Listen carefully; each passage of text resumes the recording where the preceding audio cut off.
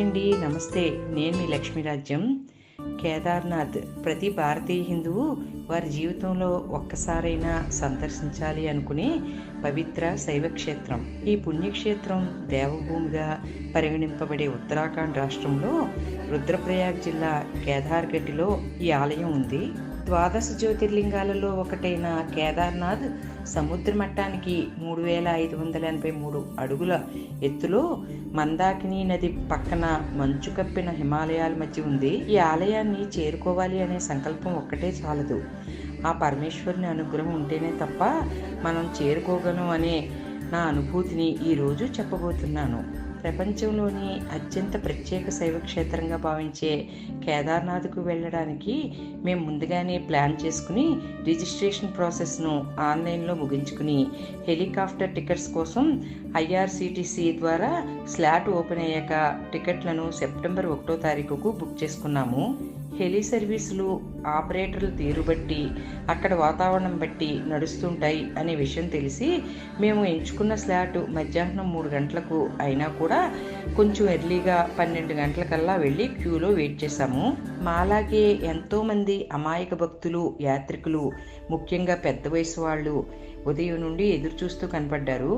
వారి స్లాట్లు ఉదయం నుండి అయినా కూడా వాతావరణం బాగానే ఉన్నా కూడా హెలి ఆపరేటర్లు వివిధ కారణాలు చెప్తూ ఒక్క సర్వీస్ కూడా నిర్వహించలేదు అని గ్రహించాము. ఇదే విషయాన్ని అందరూ నిలదీసి అడిగినా కూడా పైన వాతావరణం బాగోలేదని, చాపర్ అవైలబిలిటీ లేదని, చాపర్లో ఫ్యూయల్ నింపి తీసుకొస్తామని డిలే చేస్తూ వచ్చారు. మధ్యాహ్నం 4 గంటల ప్రాంతానికి మాకంటే ముందర స్లాట్ వాళ్ళను కూడా పంపే పరిస్థితి అక్కడ కనపడలేదు. హెలి ఆపరేటర్లు విధి నిర్వహణ సరిగ్గా లేకపోవడం వలన మా హెలి సర్వీస్ను క్యాన్సిల్ చేస్తున్నట్టుగా అనౌన్స్మెంట్ చేసి అక్కడ ఆశగా ఎదురు చూస్తున్న ప్రతి భక్తుడి భావాలను దెబ్బతీశారు. పైగా రీషెడ్యూల్ ఆప్షన్ కూడా ఇవ్వకుండా మమ్మల్ని వెనుతిరిగి వెళ్ళమన్నారు. ఎంతో ఆశగా పరమేశ్వరుని దర్శిద్దాం అని వచ్చిన మాకు నిరాశ మిగిలింది. మేము బుక్ చేసుకున్న హెలి పేరు కేస్ట్రాల్. వేరే భక్తుల ద్వారా మాకు వచ్చిన ఇన్ఫర్మేషన్ ప్రకారం హిమాలయ, ట్రాన్స్ భారత్ కూడా ఇలాగే జెన్యూన్గా బుక్ చేసుకుని అమాయకంగా ఎదురు చూస్తూ ఉన్న భక్తులను పంపించకుండా ఎమర్జెన్సీ హెలి ద్వారా, VIP హెలి ద్వారా ఎక్కువ డబ్బులకి స్తోమత ఉన్న వాళ్ళను పంపిస్తున్నారని గ్రహించాము.